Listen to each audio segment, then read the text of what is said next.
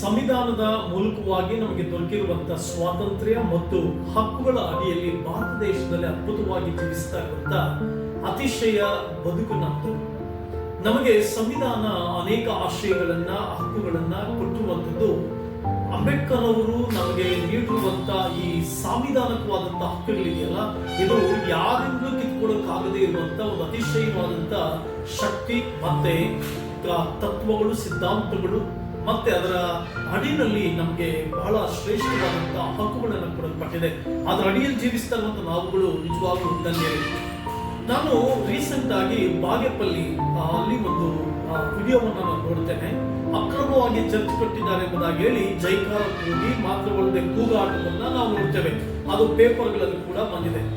ಇದು ಏನಿದು ಮೈನಾರಿಟಿ ಮೇಲೆ, ಅಲ್ಪಸಂಖ್ಯಾತರ ಮೇಲೆ ಈ ರೀತಿಯಾದಂತಹ ದೌರ್ಜನ್ಯಗಳು, ಸಮಸ್ಯೆಗಳು ಆಗಿಂದಾಗೆ ನಾವು ಅನೇಕ ಭಾಗಗಳಲ್ಲಿ, ಭಾರತ ದೇಶದ ಅನೇಕ ಭಾಗಗಳಲ್ಲಿ ಕಾಣ್ತಾ ಇದ್ದೇವೆ. ಆದುದರಿಂದ ನಾನು as A national chairman of international human rights aunty corruption social justice commission, ಅಂತಾರಾಷ್ಟ್ರೀಯ ಮಾನವ ಹಕ್ಕುಗಳ ಭ್ರಷ್ಟಾಚಾರ ವಿರೋಧಿ ಸಾಮಾಜಿಕ ನ್ಯಾಯ ಆಯೋಗದ ಅಧ್ಯಕ್ಷನಾಗಿ, ಅಂತಾರಾಷ್ಟ್ರೀಯ ಸಂಸ್ಥಾಪಕನಾಗಿ ಆ ಪ್ರದೇಶಕ್ಕೆ ನಾನು ಕಾಲಿಟ್ಟಾಗ ಅಲ್ಲಿ ಊಹಾಪೋಹಗಳಿದ್ವು, ಅನೇಕ ಸಂಗತಿಗಳಿತ್ತು. ಮಾತ್ರವಲ್ಲದೆ ಅಲ್ಲಿನ ಸ್ಥಳೀಕರು ಅಲ್ಲಿ ಚರ್ಚನ್ನ ಕಟ್ಟಲಿಕ್ಕೆ ಹೋದಂತವ್ರು, ಓಕೆ ಅವ್ರು ಚರ್ಚ್ ಕಟ್ಟಿದ್ರು, ಇನ್ನೊಂದು ಕಟ್ಟಿದ್ರು ಬೇಡ, ಆಸ್ತಿ ವಿವಾದವೋ ಅಥವಾ ಅದಕ್ಕೆ ಸರಿಯಾದಂತ ಸ್ಪಂದನೆ ಸಿಕ್ಕಿದೆಯೋ ಅಥವಾ ಅದಕ್ಕೆ ದಾಖಲೆಗಳು ತಗೊಂಡಿದ್ದಾರೋ ಬೇರೆ ಆ ದಾಖಲೆಗಳು ತಗೊಂಡಿಲ್ಲ, ಅದು ಅಕ್ರಮ ಇದೆ ಅಂತಂದ್ರೆ ಅದಕ್ಕೆ ಸಂಬಂಧಪಟ್ಟಂತ ಇಲಾಖೆಗಳಿದೆ, ಅದಕ್ಕೆ ಸಂಬಂಧಪಟ್ಟಂತ ಡಿಪಾರ್ಟ್ಮೆಂಟ್ಸ್ ಇದೆ, ಅದನ್ನ ಅಬ್ಜೆಕ್ಷನ್ ಹಾಕೊಂಡಾಗ ಅದನ್ನ ಸ್ಟಾಪ್ ಮಾಡ್ತಾರೆ. ದಾಖಲೆಗಳನ್ನ ಪರಿಶೀಲನೆ ಮಾಡಿ ಆ ದಾಖಲೆಗಳು ಸರಿ ಇದ್ರೆ ಅದನ್ನ ಪ್ರೊಸೀಡ್ ಮಾಡ್ತಾರೆ, ದಾಖಲೆಗಳು ಸರಿ ಇಲ್ಲ ಅಂದ್ರೆ ಅಬ್ಜೆಕ್ಷನ್ ಇದ್ರೆ ಅದನ್ನ ಸ್ಟಾಪ್ ಮಾಡ್ತಾರೆ. ಅಷ್ಟೇ ಹೊರತು ಅಲ್ಲಿನ ವ್ಯಕ್ತಿಗಳಿಗೆ ಕೆಲವರು ಕಾಲ್ ಮಾಡಿ ಧಮಕಿ ಹಾಕಿ ಭಯ ಇಡಿಸುವಂತ ವಾತಾವರಣವನ್ನ ನಾವು ಕಂಡೆ.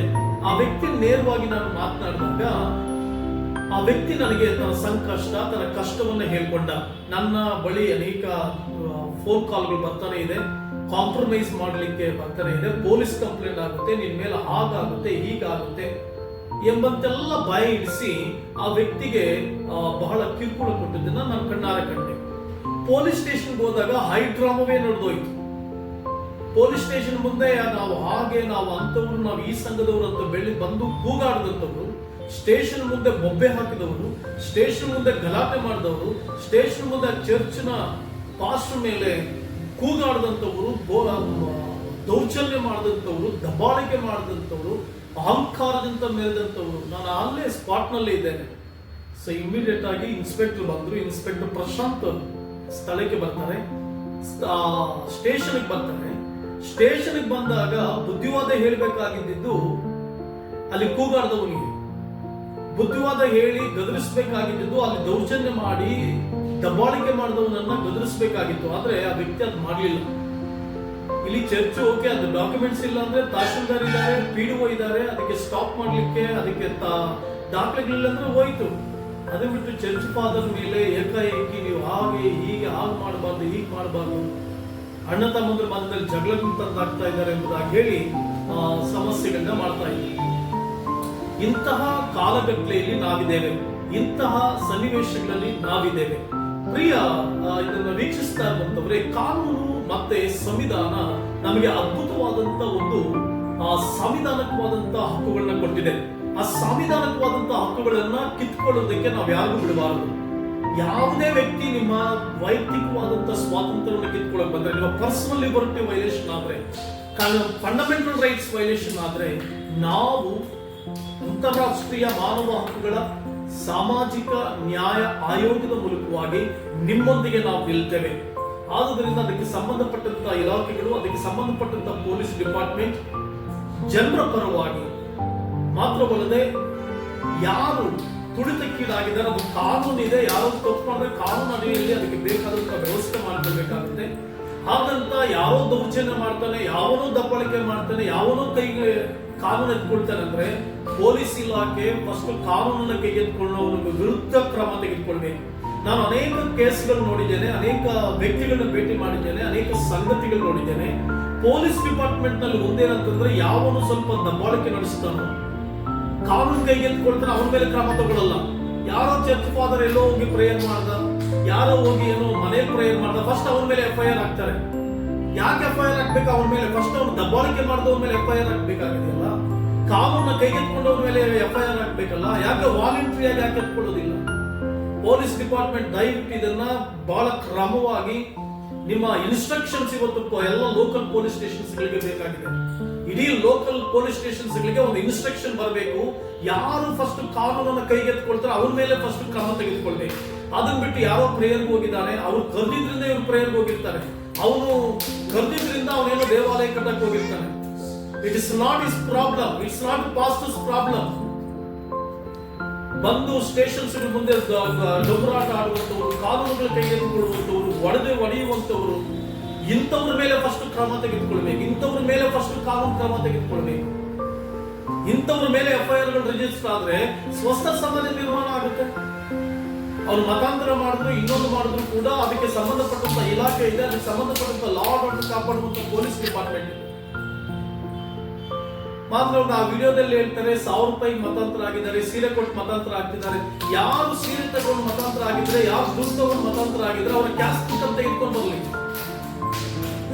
ಅವರ ಕ್ಯಾಸ್ಟ್ ಇನ್ಕಮ್ ಅನ್ನ ಪೊಲೀಸ್ ಡಿಪಾರ್ಟ್ಮೆಂಟ್ ಪರಿಶೀಲನೆ ಮಾಡಬೇಕು. ಯಾರು ಮತಾಂತರ ಮಾಡ್ತಿದ್ದಾರೆ, ಪಾಸ್ಟರ್ಗಳು ಮತಾಂತರ ಮಾಡ್ತಿದ್ದಾರೆ, ಚರ್ಚ್ಗಳು ಮತಾಂತರ ಮಾಡ್ತಿದ್ದಾರೆ ಅಂತ ಯಾರು ಕಂಪ್ಲೇಂಟ್ ಕೊಟ್ಟರೆ, ಕಂಪ್ಲೇಂಟ್ ಕೊಟ್ಟವನ ಕ್ಯಾಸ್ಟ್ ಇನ್ಕಮ್ ಅನ್ನ ಫಸ್ಟ್ ಪರಿಶೀಲನೆ ಮಾಡಬೇಕು.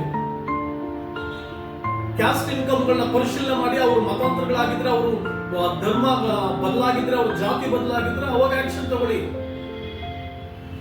ಯಾರೋ ನಂಬಿಕೆ ಮೇಲೆ ಚರ್ಚೆಗೆ ಬಂದ್ರು, ಯಾರೋ ನಂಬಿಕೆ ಮೇಲೆ ಪ್ರಾರ್ಥನೆ ಮಾಡಕ್ ಬಂದ್ರು ಅಂದ್ರೆ ಅವ್ರ ಮೇಲೆ ಬ್ರಹ್ಮಾಸ್ತ್ರ, ಅವ್ರ ಮೇಲೆ ದರ್ಪ, ಅವ್ರ ಮೇಲೆ ಕಿರುಕುಳ, ಅವ್ರ ಮೇಲೆ ದೌರ್ಜನ್ಯ, ಅವ್ರ ಮೇಲೆ ದಬ್ಬಾಳಿಕೆ. ಕಾನೂನು ಕೈಗೆತ್ಕೊಳ್ಳೋನಿಗೆ ಯಾಕೆ ಅವ್ರ ವಿರುದ್ಧ ಅವನ್ನ ಎದ್ದು ಒದ್ದು ಒಂದ್ ಸಾರಿ ಒಳಗಡೆ ಹಾಕಿದ್ರೆ, ಯಾರಲ್ಲೇ ಹೋಗಿ ಹೊಡೆದು ಗಲಾಟೆ ಮಾಡಿ ಸುಳ್ಳು ಆಪಾದನೆಗಳು ಮಾಡಿದ್ರೆ, ಅವ್ರನ್ನ ಕಾನೂನ ಮಿಸ್ಗೈಡ್ ಮಾಡುವಂತವ್ರನ್ನ ಒಳಗಡೆ ಹಾಕಿದ್ರೆ ನಾಳೆ ದಿನ ಸ್ವಸ್ಥ ಸಮಾಜ ನಿರ್ಮಾಣ ಆಗುತ್ತೆ.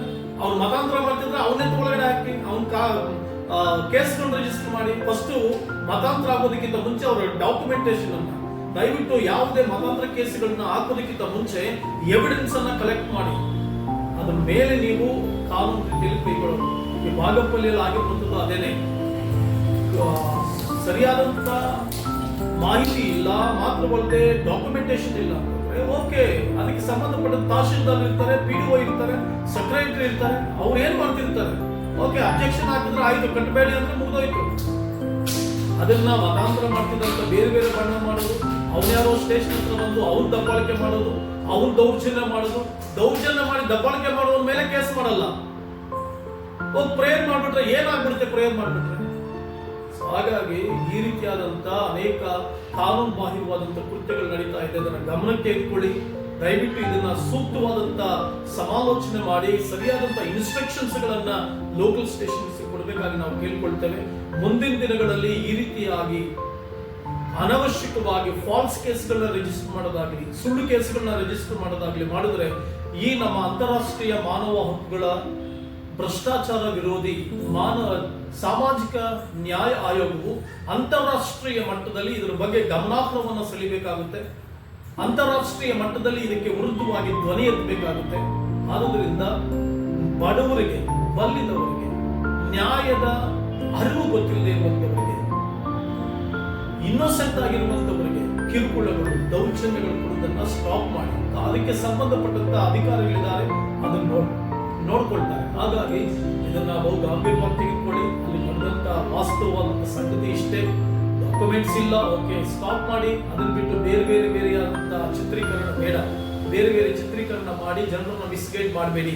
ಕಾನೂನು ಸಲಹೆಗಳನ್ನ ತೆಗೆದುಕೊಳ್ಳುವುದು ಬಹಳ ಪ್ರಾಮುಖ್ಯ. ಮಾತ್ರವಲ್ಲದೆ ಮೈನಾರಿಟೀಸ್ಗಳಿಗೂ ಮತ್ತೆ ಕ್ರಿಶ್ಚಿಯನ್ಸ್ಗೂ, ಚರ್ಚ್ ಫಾದರ್ಗಳು, ಫಾಸ್ಟರ್ಗಳಿಗೂ ನಾನು ಹೇಳುವುದೇನೆಂದ್ರೆ ಸರಿಯಾದ ಮಾಹಿತಿ ನೀವು ತೆಗೆದುಕೊಳ್ಳಿ. ಸಂವಿಧಾನದ ಹಕ್ಕುಗಳನ್ನ ನೀವು ಅರ್ಥ ಮಾಡ್ಕೊಳ್ಳಿ. ಕಾನೂನುಗಳನ್ನ ಸರಿಯಾದ ರೀತಿಯಲ್ಲಿ ಅರ್ಥ ಮಾಡ್ಕೊಳ್ಳಿ. ಕಾನೂನು ಅರಿವು ಇಲ್ಲದೇನೆ ಮೋಸ ಹೋಗ್ಬೇಡಿ ಅಂತ ಹೇಳ್ತಾ ನಾನು ಮಾತು ಮುಗಿಸ್ತೇನೆ. God bless you.